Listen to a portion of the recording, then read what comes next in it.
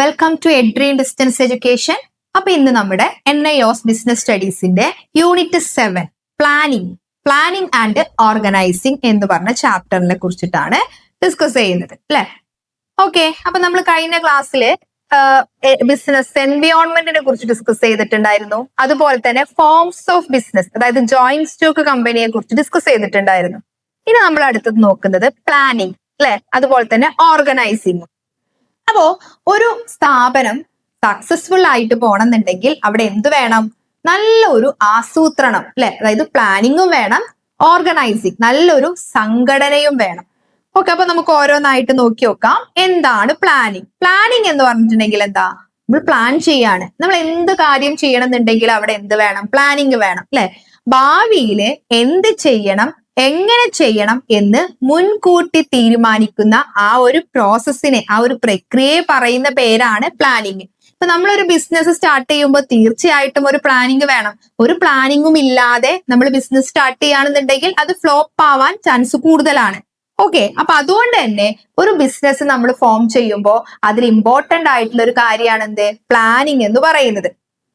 Okay, അപ്പൊ ഈ planning എന്ന് പറഞ്ഞിട്ടുണ്ട് എന്നുണ്ടെങ്കിൽ എന്താണെന്ന് നമ്മൾ പറഞ്ഞു. ഇനി ഈ പ്ലാനിങ്ങിന്റെ കുറച്ച് ഫീച്ചേഴ്സ് നോക്കി നോക്കാം. ഓക്കെ, അപ്പൊ ഇവിടെ നമ്മൾ പ്ലാനിങ് എന്ന് പറയുമ്പോൾ ലക്ഷ്യങ്ങൾ നിശ്ചയിക്കുന്നു അല്ലെ. നമ്മൾ ആദ്യം എന്താ, നമ്മളൊരു കാര്യം നമ്മൾ പ്ലാൻ ചെയ്യുമ്പോൾ ആദ്യം നമുക്കൊരു ലക്ഷ്യം വേണം, ഒബ്ജക്റ്റീവ്സ് വേണ്ടേ? എനിക്ക് ഇന്ന ഒരു ബിസിനസ് തുടങ്ങണം, അതായത് ഇന്ന ഫോർമാറ്റിലുള്ള ഗുഡ്സ് ആണ് ഞാൻ വിൽക്കുന്നത്, അങ്ങനെയൊക്കെ ഒരു ലക്ഷ്യം നമുക്ക് വേണ്ടേ അല്ലെ. അപ്പൊ ഈ ലക്ഷ്യങ്ങൾ നമ്മൾ തെരഞ്ഞെടുക്കണം. അതിനുശേഷം നമ്മൾ എന്ത് ചെയ്യണം? ലക്ഷ്യങ്ങൾ നേടാനുള്ള പല വഴികളും നമ്മുടെ കയ്യിൽ ഉണ്ടായിരിക്കും. ഓക്കെ, അതുപോലെ തന്നെ നമ്മൾ എന്ത് ചെയ്യുന്നു? മുൻകൂട്ടി കാണും. അതായത് ഭാവിയിൽ എന്തൊക്കെ സംഭവിക്കും എന്നുള്ളതിനെ നമ്മൾ മുൻകൂട്ടി കാണും. ഇങ്ങനെയല്ലേ നമ്മൾ പ്ലാൻ ചെയ്യാം. ഓക്കെ, അപ്പൊ ഇതാണ് നമ്മൾ പ്ലാനിങ് എന്ന് പറയുന്നത്. ഇനി നമുക്ക് ഇതിന്റെ കുറച്ച് സവിശേഷതകളെ കുറിച്ച് നോക്കി നോക്കാം. പ്ലാനിങ് എന്ന് പറയുമ്പോൾ എന്താണ്? ഒരു പ്രൈമറി ഫംഗ്ഷൻ ആണ്, മാനേജ്മെന്റിന്റെ പ്രൈമറി ഫംഗ്ഷൻ ആണ് പ്ലാനിങ്. അതായത് ഏത് ജോലിയും നമ്മൾ തുടങ്ങുന്നതിന് മുന്നേ എന്ത് ചെയ്യണം? പ്ലാൻ ചെയ്യണം, വേണ്ടേ? അപ്പൊ ഏത് ജോലിയുടെയും ആദ്യം നമ്മൾ ചെയ്യുന്നത് പ്ലാനിങ് അല്ലേ. അതുകൊണ്ടാണ് പറയുന്നത് എല്ലാ പ്രവർത്തനങ്ങൾക്കും മുമ്പായി നമ്മൾ എന്ത് ചെയ്യണം? പ്ലാനിങ് നടത്തണം. അപ്പൊ അതുകൊണ്ടാണ് പ്ലാനിങ്ങിനെ നമ്മൾ മാനേജ്മെന്റിന്റെ ഒന്നാമത്തെ പ്രവർത്തനം എന്ന് പറയുന്നത്. അതുകൊണ്ടാണ് പ്രാഥമിക പ്രവർത്തനം, അതായത് ഒന്നാമത്തെ പ്രവർത്തനമാണ് പ്ലാനിങ്. ഫസ്റ്റ് നമ്മൾ എന്ത് കാര്യം ചെയ്യുമ്പോൾ എന്താ? പ്ലാനിങ് ആണ് നടത്തേണ്ടത്. രണ്ടാമത്തത് എന്താ നോക്കി നോക്കൂ. പ്ലാനിങ് ഈസ് ഗോൾ ഓറിയന്റഡ്, അതായത് ലക്ഷ്യ കേന്ദ്രീകൃതമാണ്. നമ്മൾ വെറുതെ പ്ലാൻ ചെയ്യാണോ? അല്ല, നമുക്കൊരു ലക്ഷ്യമുണ്ട്. ആ ലക്ഷ്യം അല്ലെങ്കിൽ ആ ലക്ഷ്യം നേടാൻ വേണ്ടിയിട്ടാണ് നമ്മൾ പ്ലാൻ ചെയ്യുന്നത്. അപ്പൊ നമ്മുടെ പ്ലാനിങ് എന്താ? എന്തിനു വേണ്ടിയിട്ടാണ്? നമ്മുടെ ലക്ഷ്യങ്ങൾ നേടാൻ വേണ്ടിയിട്ടുള്ളതാണ്. അതുകൊണ്ടാണ് പ്ലാനിങ്ങിനെ ലക്ഷ്യ കേന്ദ്രീകൃതം എന്ന് പറയുന്നത്. മൂന്നാമത്തെ നോക്കി നോക്കൂ. പ്ലാനിങ് ഈസ് എന്താണ്? ഫ്യൂച്ചർ ഓറിയന്റഡ് ആണ് അല്ലെ. കാരണം നമ്മൾ കഴിഞ്ഞു പോയതിനെ കുറിച്ച് നമുക്ക് പ്ലാൻ ചെയ്യേണ്ട ആവശ്യമുണ്ടോ? ഇല്ല. ഫ്യൂച്ചറിലേക്കുള്ളതാണ് നമ്മൾ പ്ലാൻ ചെയ്യുന്നത്, ഭാവിയിലേക്കുള്ളതാണ് പ്ലാൻ ചെയ്യുന്നത്. അതായത് ഭാവിയിൽ എന്ത് സംഭവിക്കും എന്ന് മുൻകൂട്ടി കണക്കാക്കാനാണ് നമ്മൾ പ്ലാൻ ചെയ്യുന്നത്. അതേപോലെ തന്നെ പ്ലാനിങ് എന്താണ്? കണ്ടിന്യൂസ് ആണ് അല്ലെ. അതായത് നമ്മൾക്ക് ഒരിക്കലും ഈ പ്ലാനിങ് കംപ്ലീറ്റ് ആവുന്നില്ല. ഒരു പ്ലാനിങ് കഴിഞ്ഞു, അതിന് ശേഷം നമുക്ക് വരുന്ന സിറ്റുവേഷൻസിനനുസരിച്ച് നമ്മൾ ഇങ്ങനെ പ്ലാനിങ് നടത്തിക്കൊണ്ടേയിരിക്കണം. അതുപോലെ തന്നെ അതുകൊണ്ടാണ് പ്ലാനിങ് എന്ത് പറയുന്നത്? തുടർച്ചയുള്ള കണ്ടിന്യൂസ് പ്രോസസ് ആണ് എന്ന് പറയാൻ കാരണം. അതുപോലെ തന്നെ അടുത്ത് നോക്കി നോക്കൂ.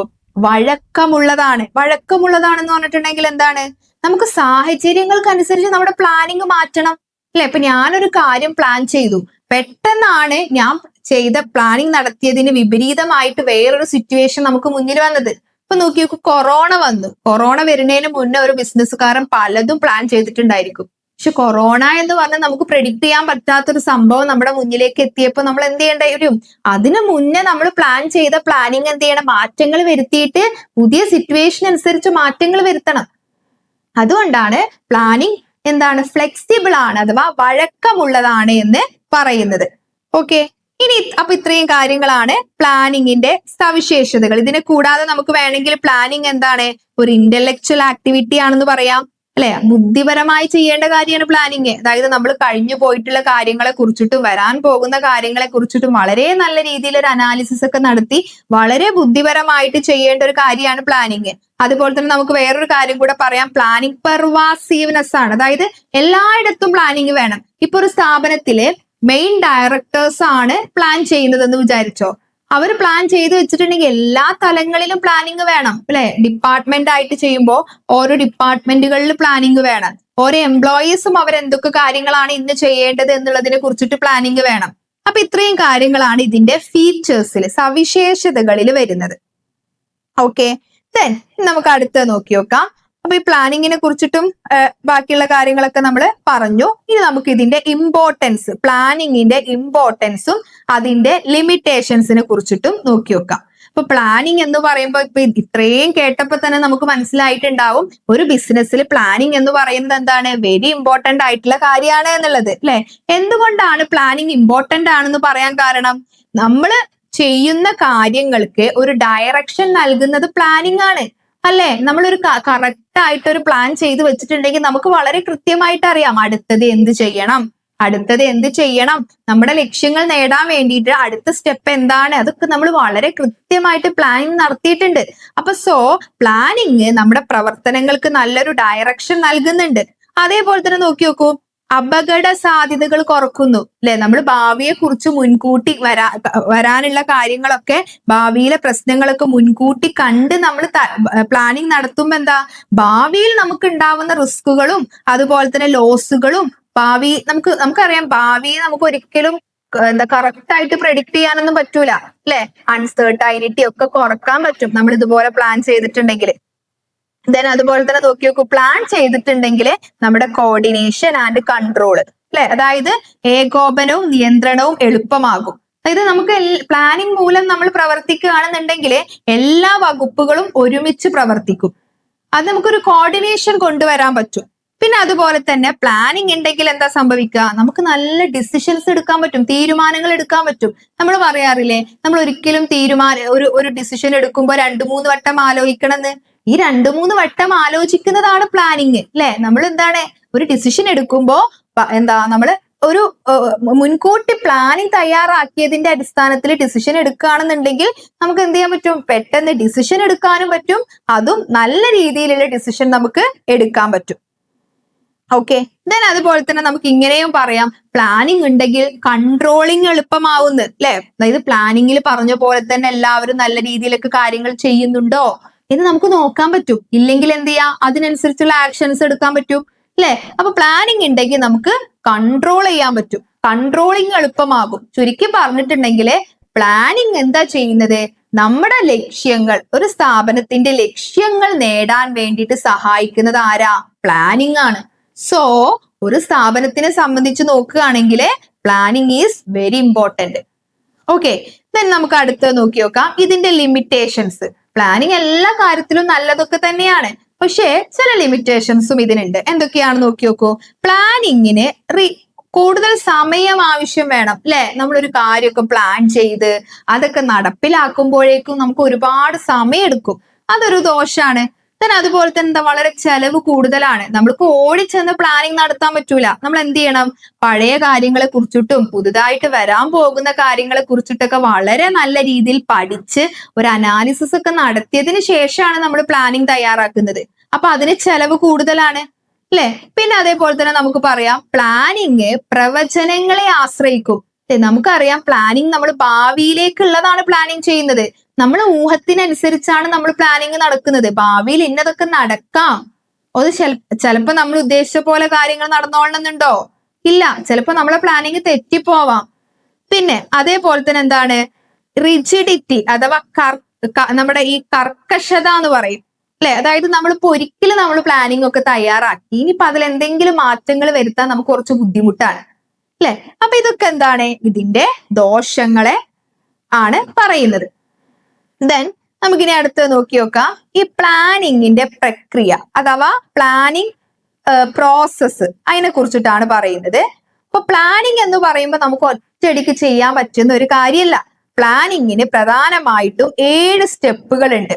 ആ 7 സ്റ്റെപ്പുകൾക്ക് അനുസരിച്ചാണ് നമ്മൾ പ്ലാൻ ചെയ്യുന്നത്. അതിൽ ഒന്നാമത്തെ സ്റ്റെപ്പാണ് എന്ത്? ഒബ്ജക്റ്റീവ്, ലക്ഷ്യനിർണയം. അതായത് എസ്റ്റാബ്ലിഷ്മെന്റ് ഓഫ് ഒബ്ജക്റ്റീവ്, നമ്മുടെ ലക്ഷ്യങ്ങൾ നിശ്ചയിക്കണം നമ്മൾ.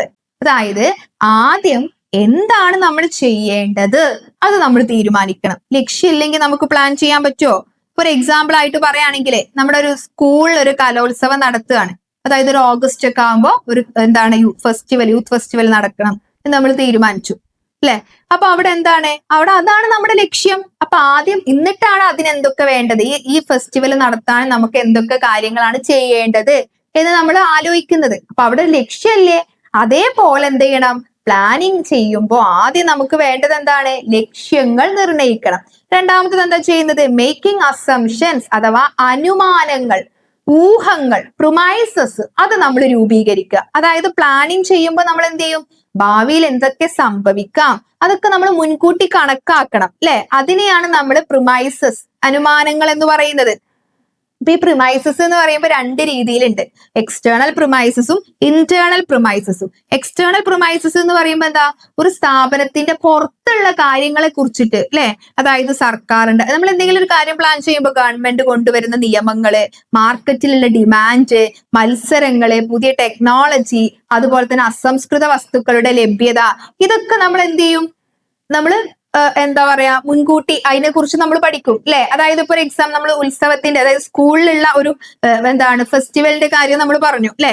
അപ്പൊ അവിടെ നമ്മളിപ്പോ എന്താണ് ഇനിയിപ്പോ ആ ദിവസം മഴ പെയ്യാൻ ചാൻസ് ഉണ്ടോ? അപ്പൊ നമ്മൾ എന്ത് ചെയ്യും? ഒരു ഇൻഡോർ ഹാൾ ബുക്ക് ചെയ്യും. മഴ പെയ്യാൻ ചാൻസ് ഇല്ലെങ്കിൽ ഓക്കെ, നമുക്കൊരു ഓപ്പൺ ഹാൾ മതി അല്ലെ? അപ്പൊ അതൊക്കെ എന്താണ്? നമുക്ക് പ്രെഡിക്ട് ചെയ്യാൻ പറ്റാത്ത കാര്യങ്ങളാണ്, ആ സ്കൂളിന്റെ പുറമേ ഉള്ള കാര്യങ്ങളാണ് അതൊക്കെ.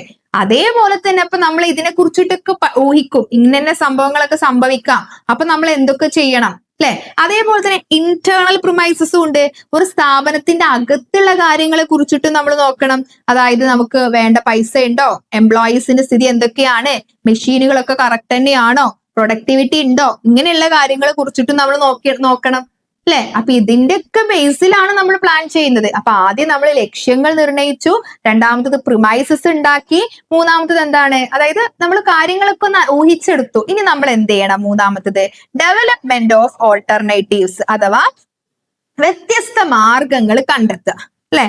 അതായത് ഒരു ലക്ഷ്യം നേടാന് ഒരേ ഒരു വഴി മാത്രമല്ല നമുക്കുള്ളത്, പല വഴികൾ ഉണ്ടാവും അല്ലെ? ഒരു എക്സാമ്പിൾ ആയിട്ട് ഒരാൾക്ക് ലാഭം ഉണ്ടാക്കുക എന്നുള്ളതാണ് ലക്ഷ്യമെങ്കിൽ ലാഭം കൂട്ടാൻ എന്തൊക്കെ കാര്യങ്ങൾ വേണം? പുതിയ ഉൽപ്പന്നങ്ങൾ വിൽക്കണം അല്ലെ? പുതിയ ഉൽപ്പന്നങ്ങൾ അല്ലെങ്കിൽ കൂടുതൽ ഉൽപ്പന്നങ്ങൾ വിറ്റിട്ടുണ്ടെങ്കിൽ ലാഭം കൂടും. അതേപോലെ തന്നെ പുതിയ പ്രോഡക്ട്സുകൾ ഇറക്കിയിട്ടുണ്ടെങ്കിൽ ചിലപ്പോൾ ലാഭം കൂടാം. പ്രൈസ് കൂട്ടിയാൽ ചിലപ്പോൾ ലാഭം അയാൾക്ക് ഉണ്ടാക്കാം. ചെലവ് കുറച്ചിട്ടുണ്ടെങ്കിൽ അയാൾക്ക് ലാഭം കൂട്ടാം അല്ലെ? ഒന്നും കൂടി ക്വാളിറ്റി മെച്ചപ്പെടുത്തിയിട്ടുണ്ടെങ്കിൽ ആളുകൾ കൂടുതൽ ആ സാധനം വാങ്ങും, അതുവഴി അയാൾക്ക് ലാഭം ഉണ്ടാക്കാം. അപ്പൊ നോക്കി നോക്കൂ, ഒരു ലക്ഷ്യം നേടാൻ നമുക്ക് പല മാർഗങ്ങൾ ഉണ്ടാവും. ആ മാർഗങ്ങൾ എന്തൊക്കെയാണ് എന്ന് കണ്ടെത്തുക. ഓക്കെ, കണ്ടെത്തി വെച്ചാൽ മതി. ഓക്കെ, തന്നെ അടുത്ത നോക്കി നോക്കുക, അനാലിസിസ്, വിലയിരുത്തുക അല്ലെ? ഇവാലുവേഷൻ. നമ്മൾ എന്ത് ചെയ്യാം? നമ്മൾ കണ്ടെത്തിയിട്ടുള്ള മാർഗങ്ങളെ കുറിച്ചിട്ടൊക്കെ ഒന്നൊരു വിലയിരുത്തൽ നടത്തുക അല്ലെ? വിലയിരുത്തൽ എന്ന് പറയുമ്പോൾ എന്താണ്? നമ്മൾ കണ്ടെത്തിയിട്ടുള്ള ഇതിൽ ഏത് മാർഗമാണ് നല്ലത്? ഇപ്പൊ പ്രോഫിറ്റ് കൂട്ടാൻ വേണ്ടിയിട്ട് നമുക്ക് സെയിൽസ് കൂട്ടണോ, അതോ പ്രൈസ് കൂട്ടിയാൽ മതിയോ? പ്രൈസ് കൂട്ടിയിട്ടുണ്ടെങ്കിൽ ആളുകൾ ചിലപ്പോ എന്താണ് വാങ്ങുന്നത് കുറയോ? അങ്ങനെ നമ്മൾ അനാലിസിസ് നടത്തുക. ഇതിൽ ഏറ്റവും നല്ല പദ്ധതി അല്ലെങ്കിൽ ഏറ്റവും നല്ല മാർഗം ഏതാണ് എന്ന് കണ്ടെത്തുക അല്ലെ? പിന്നെ നമ്മൾ നമ്മൾ അനാലിസിസ് നടത്തുക എന്ന് പറയുമ്പോ എന്താ? ഇത് പ്രായോഗികമാണോ, ഈ രീതിയിൽ നമ്മൾ നടപ്പാക്കിയിട്ടുണ്ടെങ്കിൽ എത്ര ചെലവ് വരും, നമുക്ക് എത്ര ലാഭം കിട്ടും, റിസ്ക് ഉണ്ടോ, അങ്ങനെയുള്ള കാര്യങ്ങളൊക്കെ. അതായത് ഇപ്പൊ നമ്മൾ നേരത്തെ പറഞ്ഞില്ലേ, പ്രൈസ് കൂട്ടിയിട്ടുണ്ടെങ്കിൽ കസ്റ്റമേഴ്സിന്റെ ഇടയിൽ അത് അവരുടെ സെയിൽസ് കുറയാൻ കാരണമാവോ? ഇതൊക്കെ നമ്മൾ വിലയിരുത്തുക. അതിന് ശേഷം നമ്മൾ എന്ത് ചെയ്യുന്നു?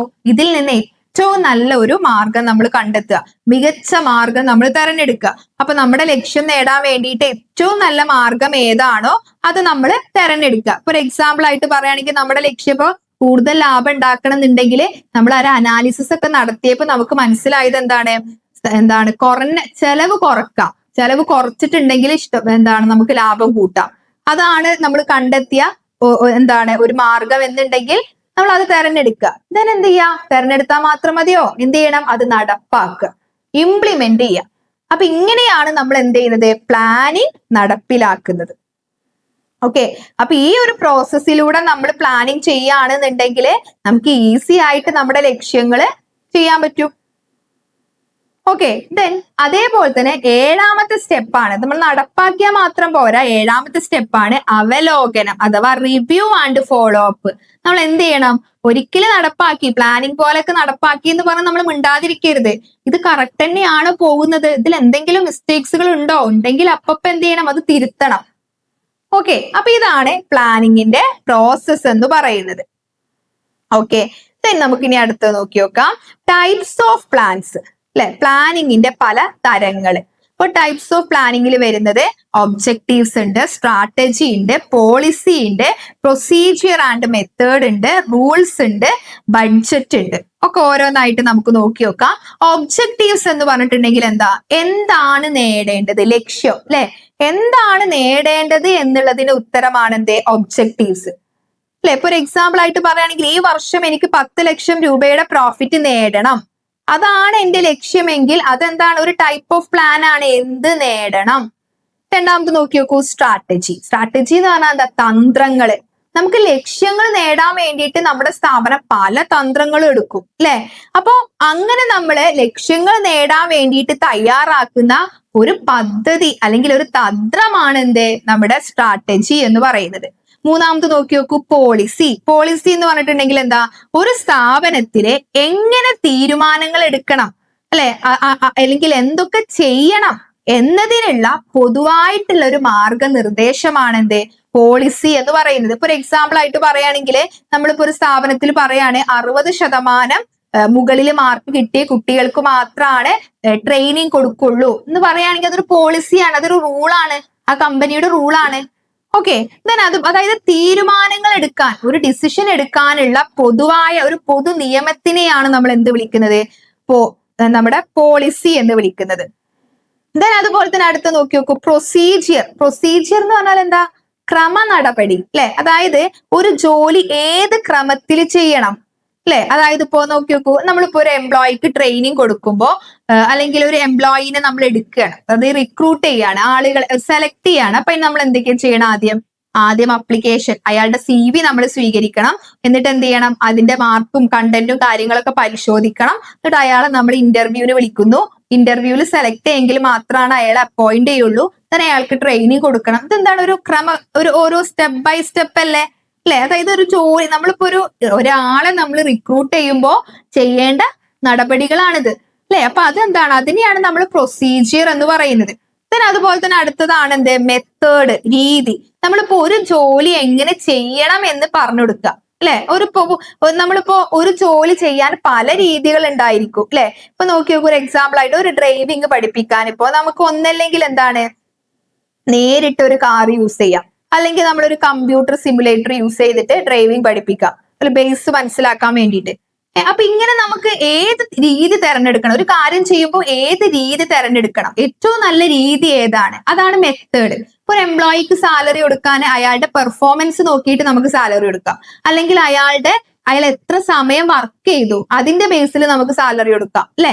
അപ്പൊ അങ്ങനെ ഇതിൽ ഏതും നമുക്ക് തീരുമാനിക്കാം, ഏതെങ്കിലും ഒരു മെത്തേഡ് ആണല്ലോ നമ്മൾ എടുക്കുക. അപ്പൊ അതിനെയാണ് നമ്മൾ മെത്തേഡ് എന്ന് പറയുന്നത്. അതുപോലെ തന്നെ റൂള് നോക്കി നോക്കും, നിയമങ്ങൾ അല്ലെ. നിയമങ്ങൾ എന്ന് പറഞ്ഞിട്ടുണ്ടെങ്കിൽ എന്ത് ചെയ്യണം എന്ത് ചെയ്യരുത് എന്ന് വ്യക്തമാക്കി പറയുന്നതാണ് എന്ത്? റൂള്. നമ്മൾ കണ്ടിട്ടില്ലേ, ലൈബ്രറിയിൽ സൈലന്റ് ആയിരിക്കണം, അതൊരു റൂളാണ്. അതുപോലെ തന്നെ അടുത്തത്? ബഡ്ജറ്റ് അല്ലെ. ബഡ്ജറ്റ് അഥവാ ബഡ്ജറ്റ് അല്ലെ. അതായത് ബഡ്ജറ്റ് എന്ന് പറഞ്ഞിട്ടുണ്ടെങ്കിൽ നമുക്ക് ചെലവും നമ്മുടെ ഇൻകവും സംഖ്യകളായി തയ്യാറാക്കുന്ന പ്ലാൻ ആണ് എന്ത്? ബഡ്ജറ്റ് എന്ന് പറയുന്നത് അല്ലെ. നമ്മളിപ്പോ ഒരു പരിപാടിക്കായിട്ട് നമ്മൾ പറയുകയാണെന്ത്? വരുമാനം 1 ലക്ഷം രൂപയാണ്, ചെലവ് ഒരു 80,000 രൂപയുടെ ഉള്ളിൽ ഒതുക്കണം അല്ലെ. ഇല്ലെങ്കിൽ അപ്പൊ നമുക്ക് ഇവിടെ ഈ നമ്മളിപ്പോ ഇതിൽ നോക്കുന്നത്? ക്യാഷ് അല്ലെ. അതായത് എത്ര പണം നമുക്ക് വരും, എത്ര പോകും എന്ന് കണക്കാക്കുകയാണ്. അതായത് മണി പ്ലാനിങ് ആണ് ഒരു പണത്തിന്റെ രൂപത്തിൽ, സംഖ്യാരൂപത്തിലുള്ള പ്ലാനിങ്ങിനെയാണ് നമ്മൾ എന്ത് വിളിക്കുന്നത്? ബഡ്ജറ്റ് എന്ന് വിളിക്കുന്നത്. അപ്പൊ ഇത്രയും കാര്യങ്ങളാണ് നമ്മുടെ ഈ ഒരു ടൈപ്സ് ഓഫ് പ്ലാനിങ്ങിൽ വരുന്നത്. ഓക്കെ, അതേപോലെ തന്നെ ബഡ്ജറ്റിൽ വരുന്ന വേറൊരു കാര്യം, അതിന്റെ കൂടെ തന്നെ വരുന്നതാണ് പ്രോഗ്രാം. പ്രോഗ്രാം എന്ന് പറയുമ്പോൾ ഒരു പ്രത്യേക ജോലി എങ്ങനെ അതേപോലെ തന്നെ ആരെ എപ്പോൾ ചെയ്യണമെന്ന് വിശദമായി പറയുന്ന ഒരു സമ്പൂർണ്ണ പദ്ധതിയെയാണ് നമ്മൾ പ്രോഗ്രാം എന്ന് പറയുന്നത്. അപ്പോ പ്രധാനമായിട്ടും 8 ടൈപ്സ് ഓഫ് പ്ലാനിംഗ് ആണ് ഇവിടെ നമ്മൾ ഡിസ്കസ് ചെയ്യുന്നത്. ഒബ്ജക്റ്റീവ്സ്, അതുപോലെ തന്നെ strategy, policy, procedure, method, rule, budget and programme. Okay, then നമുക്ക് അടുത്തൊരു, അപ്പൊ ഇത്രയും കാര്യങ്ങളാണ് പ്ലാനിങ് എന്ന് പറഞ്ഞിട്ടുള്ള ആ ഒരു മാനേജ്മെന്റിന്റെ ഒന്നാമത്തെ ഫംഗ്ഷൻ ആയിട്ടുള്ള പ്ലാനിങ് എന്ന് പറഞ്ഞിട്ടുള്ള ആ ഒരു ടോപ്പിക്കിൽ പറയുന്നത് അല്ലെ. പ്ലാനിങ് എന്താന്ന് പറഞ്ഞു, അതിന്റെ ഒബ്ജക്റ്റീവ് പറഞ്ഞു, അതിന്റെ അതുപോലെ തന്നെ അതിന്റെ ഇമ്പോർട്ടൻസ് പറഞ്ഞു, അതിന്റെ ഫീച്ചേഴ്സ് പറഞ്ഞു, അതിന്റെ ലിമിറ്റേഷൻസ് പറഞ്ഞു, ടൈപ്സ് ഓഫ് പ്ലാനിങ്ങിനെ കുറിച്ച് പറഞ്ഞു, പ്ലാനിങ്ങിന്റെ 7 സ്റ്റെപ്പുകളെ കുറിച്ചിട്ട് നമ്മൾ ഡിസ്കസ് ചെയ്തു. ഓക്കെ, അപ്പൊ ഈ ഒരു ചാപ്റ്ററിലെ നെക്സ്റ്റ് ടോപ്പിക് ആണ് ഓർഗനൈസിങ്. അപ്പൊ നമ്മുടെ മാനേജ്മെന്റിന്റെ രണ്ടാമത്തെ പ്രവർത്തനമാണ് ഓർഗനൈസിങ്. ഇപ്പൊ നമ്മൾ പ്ലാനിങ് ഒക്കെ ചെയ്തു അല്ലെ, ഇനി നമ്മൾ എന്ത് ചെയ്യണം? പ്ലാനിങ് കഴിഞ്ഞിട്ടുണ്ടെങ്കിൽ അടുത്ത ഒരു സ്റ്റെപ്പാണ് ഓർഗനൈസിങ്. ഓർഗനൈസിങ് എന്ന് പറഞ്ഞിട്ടുണ്ടെങ്കിൽ എന്താ? പ്ലാൻ ചെയ്ത പോലെ കാര്യങ്ങളൊക്കെ നമ്മൾ നടപ്പിലാക്കണം അല്ലെ. അപ്പൊ അതായത് ഇനിയിപ്പോ ആരാണ്, ഇപ്പൊ എക്സാമ്പിൾ ആയിട്ട് പറയുകയാണെങ്കിൽ നമ്മളൊരു ബർത്ത്ഡേ പാർട്ടി പ്ലാൻ ചെയ്തു. അപ്പൊ അവിടെ നമ്മൾ എപ്പോഴാണ് തുടങ്ങേണ്ടത്, എത്ര പേര് വരും, എങ്ങനെയൊക്കെയാണ് നടത്തേണ്ടത് എന്നൊക്കെ പ്ലാൻ ചെയ്തു. ഇനി നമ്മൾ എന്ത് ചെയ്യണം? അത് നടപ്പിലാക്കാൻ വേണ്ടിയിട്ട് എന്ത് ചെയ്യണം? ഇനിയിപ്പോ ഇത് ആരാണ് ഇപ്പൊ കേക്ക് വാങ്ങേണ്ടത്, അതേപോലെ തന്നെ ആരൊക്കെയാണ് ഇത് ഡെക്കറേറ്റ് ചെയ്യേണ്ടത്, അതേപോലെ തന്നെ ആരാണ് ഫുഡ് ഒരുക്കേണ്ടത് അല്ലെ, ഇതിനൊക്കെ എത്ര പൈസ വേണം, എന്തൊക്കെ സാധനങ്ങൾ വേണം അല്ലെ. അപ്പൊ ഇങ്ങനെ നമ്മൾ എന്ത് ചെയ്യാണ്? പ്ലാൻ ചെയ്തതുപോലെ കാര്യങ്ങൾ നടപ്പാക്കാൻ വേണ്ടിയിട്ട് നമ്മുടെ സ്ഥാപനത്തിലെ ആളുകളെയും അതുപോലെ തന്നെ നമ്മുടെ സ്ഥാപനത്തിലുള്ള മണി അതുപോലെ തന്നെ നമ്മുടെ സ്ഥാപനത്തിലുള്ള റോ മെറ്റീരിയൽസ്, അതുപോലെ തന്നെ നമ്മുടെ സ്ഥാപനത്തിൽ എന്തൊക്കെ ജോലികൾ ചെയ്യണം, ഇതൊക്കെ നമ്മൾ ശരിയായി ക്രമീകരിക്കുന്നതിനെയാണ് ഓർഗനൈസിങ് എന്ന് പറയുന്നത്. അപ്പൊ ഓർഗനൈസിങ് എന്ന് പറഞ്ഞിട്ടുണ്ടെങ്കിൽ എന്താ? നമുക്ക് ഒരു സ്ഥാപനത്തിന് ലഭ്യമായിട്ടുള്ള വിഭവങ്ങള്, അതുപോലെ തന്നെ ജോലികള്, അതുപോലെ തന്നെ ഉത്തരവാദിത്തങ്ങള്, ഇതൊക്കെ വളരെ കൃത്യമായിട്ട് വിഭജിച്ച് നമ്മുടെ ലക്ഷ്യം എന്താണോ അത് കൈവരിക്കുന്ന ഒരു പ്രക്രിയയാണ് ഓർഗനൈസിങ് എന്ന് പറയുന്നത്. അപ്പൊ ഇവിടെ നോക്കി നോക്കൂ, ഓർഗനൈസിങ്ങിൽ ഇപ്പൊ എന്തൊക്കെ കാര്യങ്ങളാണ് ഉള്ളത് എന്നുള്ളത്. ഒന്നാമത്തതാണ് റിസോഴ്സസിന്റെ ക്രമീകരണം അല്ലെ. റിസോഴ്സസ് എന്ന് പറഞ്ഞാൽ എന്താ?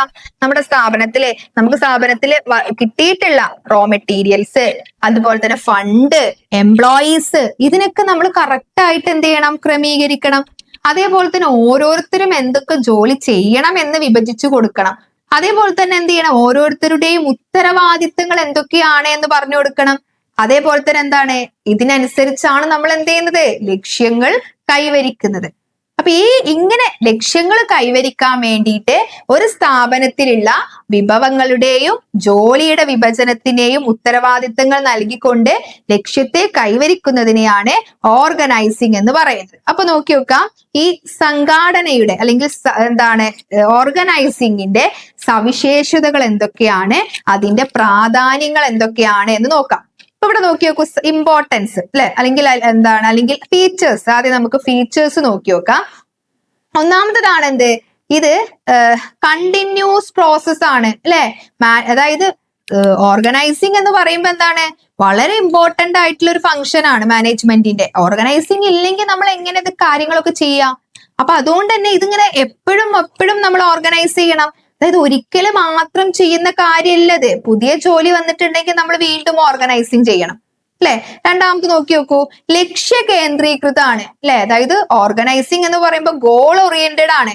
അതായത് എല്ലാ ജോലികളും ഇപ്പൊ നമ്മളൊരു സ്ഥാപനത്തിൽ പല ജോലികൾ ഉണ്ടാവും. ഇതൊക്കെ എന്തിനാ ഈ സ്ഥാപനത്തിൽ വെക്കുന്നത്? ആ ഒരു സ്ഥാപനത്തിന്റെ ലക്ഷ്യങ്ങൾ നേടാൻ വേണ്ടിയിട്ടല്ലേ. അപ്പൊ ഓർഗനൈസിങ് ചെയ്യുന്നത് എന്തിനു വേണ്ടിയിട്ടാ? ആ സ്ഥാപനത്തിന്റെ ലക്ഷ്യങ്ങൾ നേടാൻ വേണ്ടിയിട്ടാണ്. അതുപോലെ തന്നെ അടുത്ത് നോക്കി നോക്കൂ, കോർഡിനേഷൻ അല്ലെ. അതായത് ഓർഗനൈസിങ് വഴി ആ ഒരു സ്ഥാപനത്തിലെ എല്ലാ ഡിപ്പാർട്ട്മെന്റുകളും തമ്മിൽ ഒരു ഏകോപിപ്പിച്ച് അല്ലെ, അതായത് എല്ലാ വിഭവങ്ങളും ഒരുമിച്ച് ഒരു ഏകോപിപ്പിച്ചാണ് എന്ത് ചെയ്യുന്നത്? പ്രവർത്തനങ്ങൾ ചെയ്യുന്നത്. അവിടെ ഒരു കോർഡിനേഷൻ ഓർഗനൈസിങ് ഉറപ്പാക്കുന്നുണ്ട്. അതുപോലെ തന്നെ അടുത്ത് നോക്കി നോക്കൂ, നമുക്ക് അതോറിറ്റി ആൻഡ് റെസ്പോൺസിബിലിറ്റി അല്ലെ. അതായത് ഓരോരുത്തരുടെയും ജോലി എന്താണ്, എത്ര അധികാരം കൊടുക്കണം, അതൊക്കെ വളരെ വ്യക്തമായിട്ട് പറയുന്നത് ഓർഗനൈസിങ്ങിലാണ്. ഇപ്പൊ നമ്മുടെ ഒരു സ്ഥാപനത്തില് ഓരോരുത്തരുടെയും ജോലി എന്താണ്, അയാളുടെ അധികാരം എന്തൊക്കെയാണ്, അയാളുടെ ഉത്തരവാദിത്തങ്ങൾ എന്തൊക്കെയാണ്, ഇതൊക്കെ തീരുമാനിക്കുന്നത് ഓർഗനൈസിങ് വഴിയാണ്. അപ്പൊ ഇത്രയും കാര്യങ്ങളാണ് അതിന്റെ ഫീച്ചേഴ്സ്. ഇനി ഇതിന്റെ ഇമ്പോർട്ടൻസിലേക്ക് പോവാണെന്നുണ്ടെങ്കിൽ, ഒന്നാമത്തതാണ് ലീഡ്സ് ടു സ്പെഷ്യലൈസേഷൻ, അല്ലെ? അതായത് സ്പെഷ്യലൈസേഷൻ എന്ന് പറയുമ്പോ എന്താണ്? വിദഗ്ധത.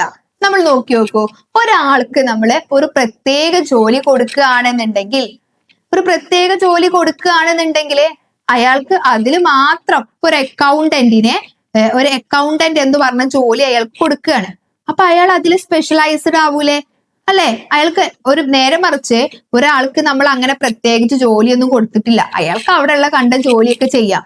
അപ്പൊ അങ്ങനെ ആവുമ്പോ അയാൾക്ക് ഒരു ജോലിയിലെ എക്സ്പെർട്ടൈസ് ആവാൻ കഴിയൂല.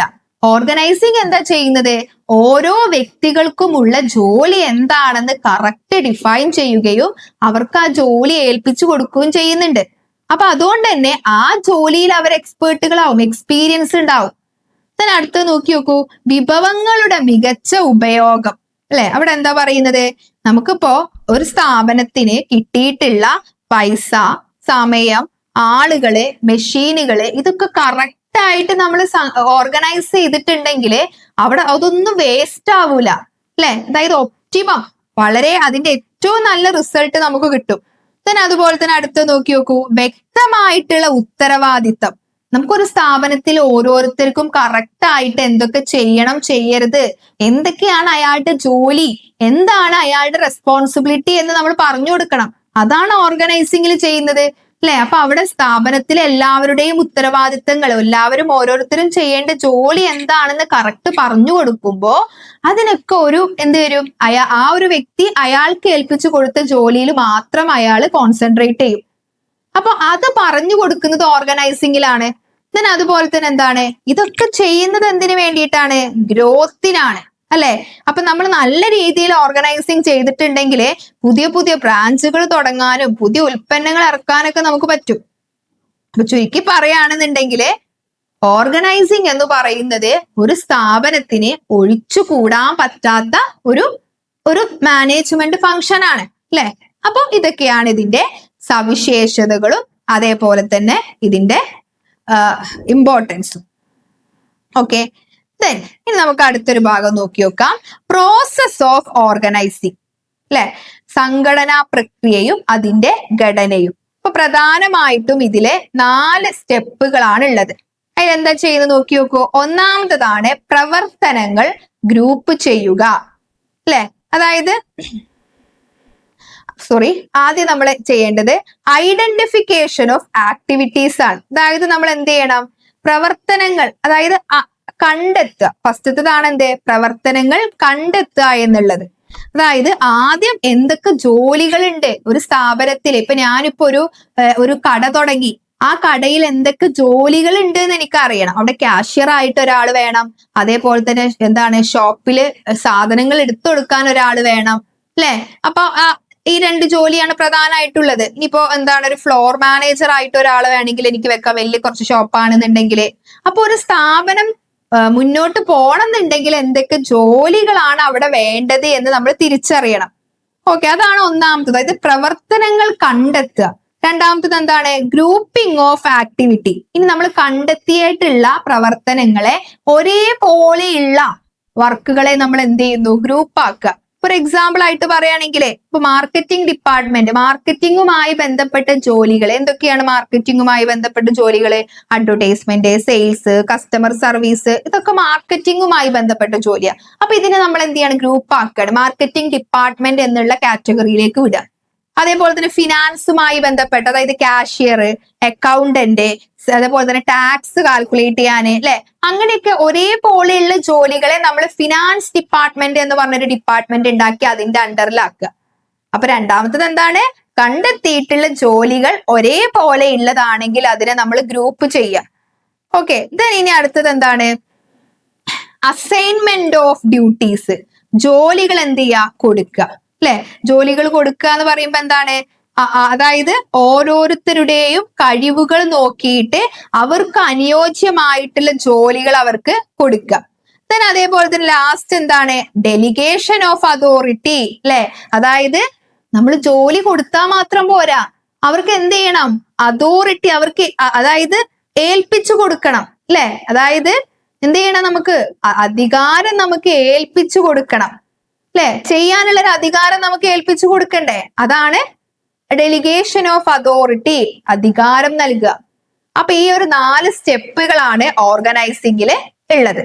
നമുക്ക് അടുത്ത നോക്കി നോക്കാം, organisational structure. Okay, organisational structure. അപ്പൊ ഈ ഓർഗനൈസേഷന്റെ സ്ട്രക്ചറിനെ നമ്മള് ഒരു ഫങ്ഷണൽ സ്ട്രക്ചർ എന്നും അതുപോലെ തന്നെ ഡിവിഷണൽ സ്ട്രക്ചർ എന്നും അങ്ങനെ പ്രധാനമായിട്ട് രണ്ടായിട്ട് തരംതിരിച്ചിട്ടുണ്ട്. അപ്പൊ നമുക്ക് ഓരോന്നായിട്ട് നോക്കാം. ഫങ്ഷണൽ സ്ട്രക്ചർ എന്ന് പറഞ്ഞിട്ടുണ്ടെങ്കിൽ എന്താ, ജോലി അനുസരിച്ച് നമ്മൾ എന്ത് ചെയ്യാണ്, സ്ട്രക്ചർ ആക്കുകയാണ്.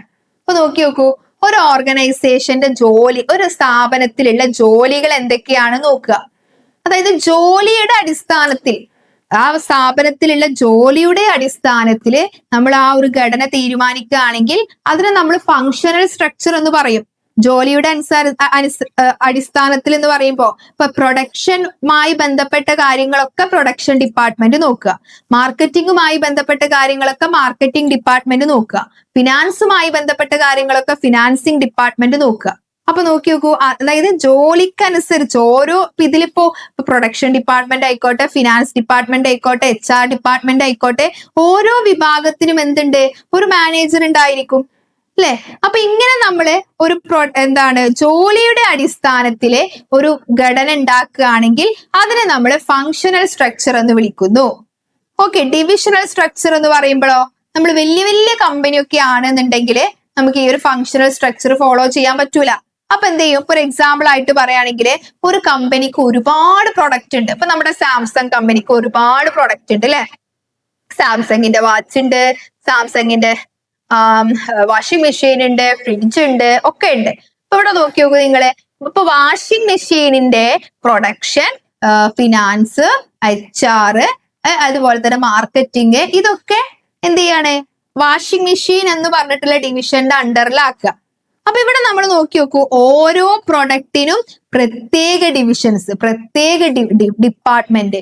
വാച്ചിന്റെ ഡിപ്പാർട്ട്മെന്റിന്റെ പ്രൊഡക്ഷന്, ഫിനാൻസ്, മാർക്കറ്റിംഗ്, ഇത് വാച്ച് എന്ന് പറഞ്ഞിട്ടുള്ള പ്രൊഡക്റ്റിന്റെ അണ്ടറിലാക്കുക. നോക്കി നോക്കൂ അല്ലെ.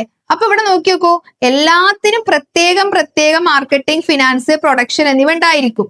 അപ്പൊ ഇത് വലിയ കമ്പനികളൊക്കെയാണ് എന്നുണ്ടെങ്കിൽ ഡിവിഷണൽ ബേസിലാണ് അവരുടെ ഓർഗനൈസേഷണൽ സ്ട്രക്ചർ തീരുമാനിക്കുന്നത്. അപ്പൊ ഒരു പ്രൊഡക്റ്റിന്റെ ബേസിൽ നമ്മൾ ഓർഗനൈസേഷനിലെ ജോലികൾ ഡിവൈഡ് ചെയ്ത് ചെയ്യുകയാണെന്നുണ്ടെങ്കിൽ അതിനെ ഡിവിഷണൽ സ്ട്രക്ചർ എന്ന് പറയും. അതേപോലെ തന്നെ ടീം സ്ട്രക്ചർ ഉണ്ട് അല്ലെ, ടീം സ്ട്രക്ചർ. ഈ ടീം സ്ട്രക്ചർ എന്ന് പറയുമ്പോൾ ഈ എംപ്ലോയീസിനെ നമ്മൾ ചെറിയ ടീമുകളാക്കുക, എന്നിട്ട് അവർക്ക് ഒരു ജോലി കൊടുക്കുക. അപ്പൊ ഓരോ ടീമിനും ഒരു ടീം ലീഡർ ഉണ്ടായിരിക്കും. അങ്ങനെ നമ്മൾ ജോലിയെ വിഭജിച്ച് ഉത്തരവാദിത്തങ്ങൾ നൽകുകയാണെങ്കിൽ ആ ഒരു സ്ട്രക്ചറിനെ ടീം സ്ട്രക്ചർ എന്ന് പറയും.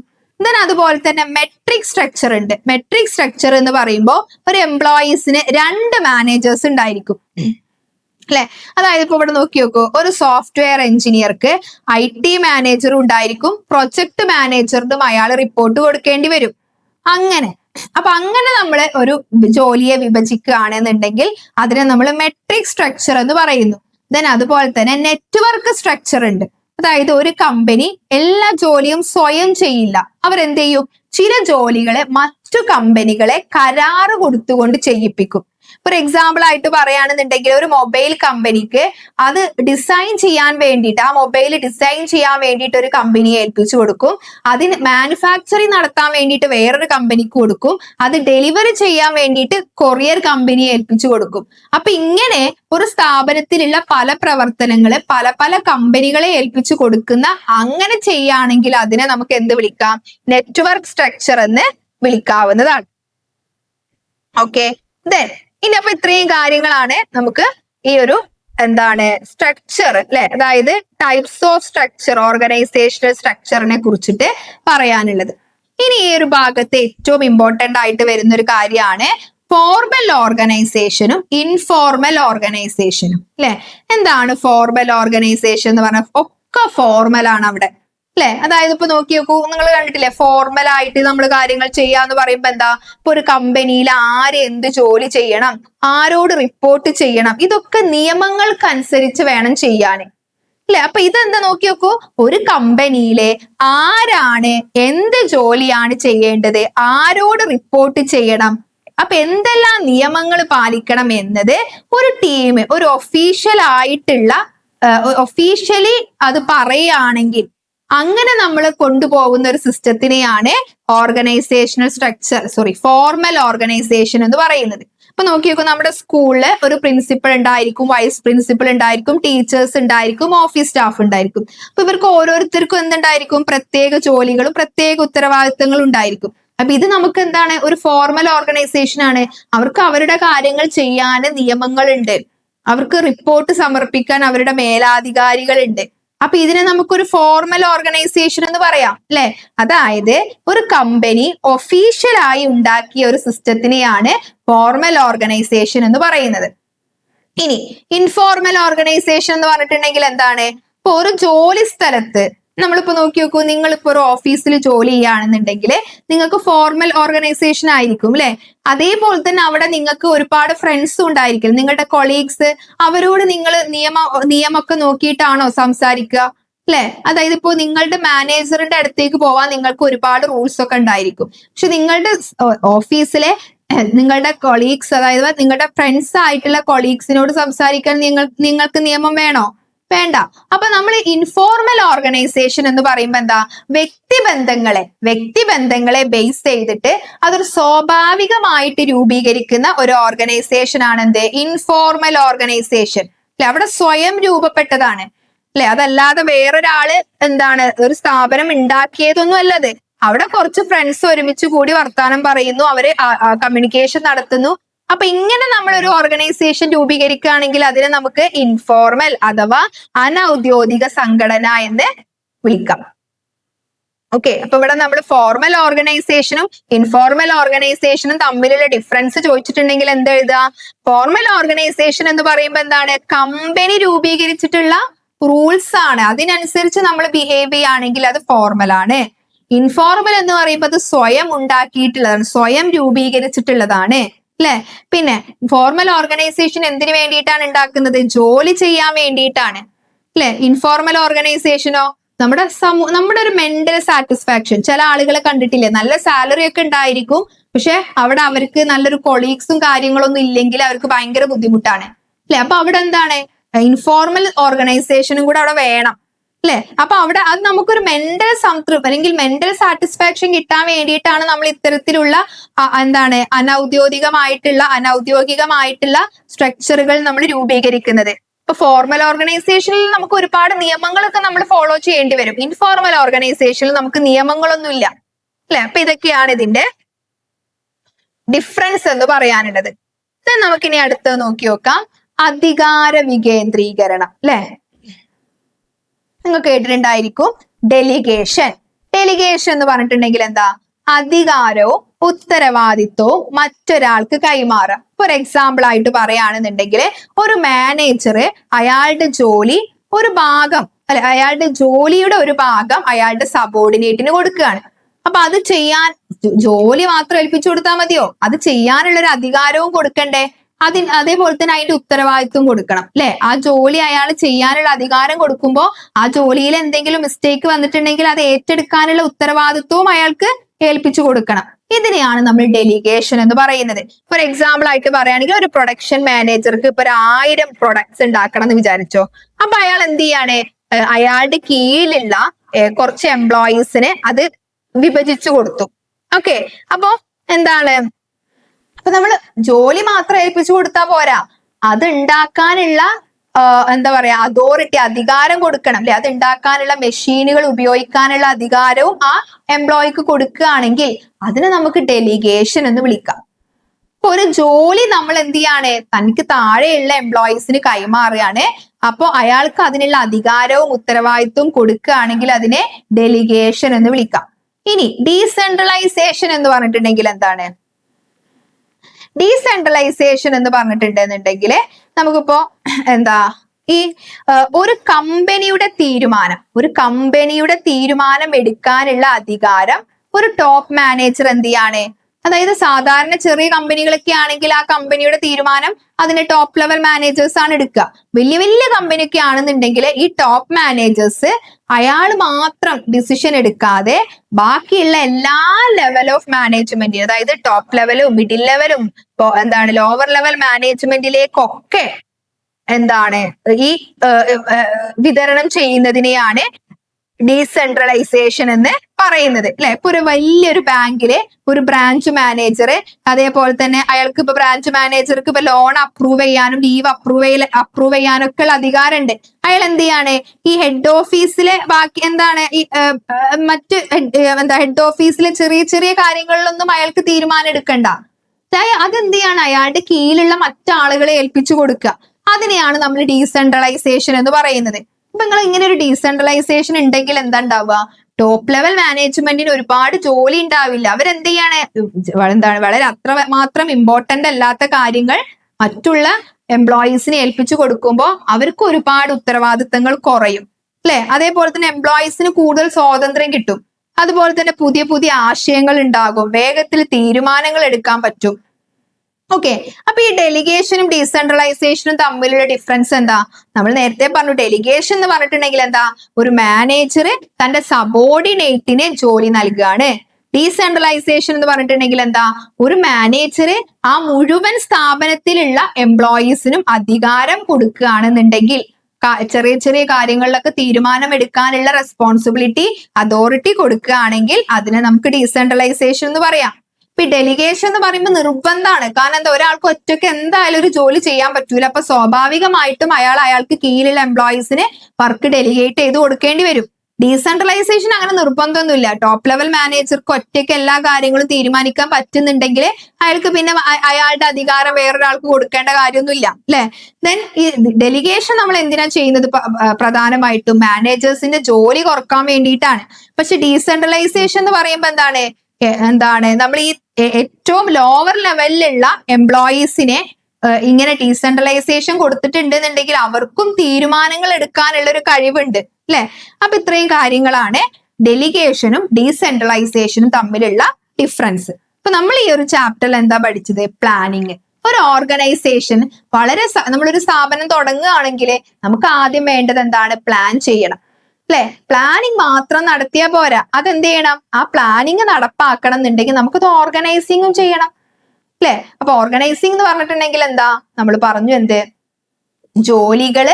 എന്തൊക്കെ ജോലികൾ ഉണ്ടെന്ന് കണ്ടുപിടിച്ച് അതിനെ ഗ്രൂപ്പുകളാക്കി ഓരോരുത്തർക്കും ഓരോ ജോലിയൊക്കെ കൊടുത്ത് ഓരോരുത്തരുടെയും അതോറിറ്റിയും റെസ്പോൺസിബിലിറ്റിയും ഒക്കെ തീരുമാനമാക്കി കൊടുത്ത് നമ്മൾ എന്ത് ചെയ്യണം? ആ ലക്ഷ്യങ്ങൾ നേടാൻ വേണ്ടിയിട്ട് പല പല ആക്ടിവിറ്റികൾ ചെയ്യുന്നതിനെയാണ് ഓർഗനൈസിങ് എന്ന് പറയുന്നത്. ഓക്കെ, അപ്പൊ ഇത്രയും കാര്യങ്ങളാണ് ഈ ഒരു ചാപ്റ്ററിലുള്ളത്. Thank you.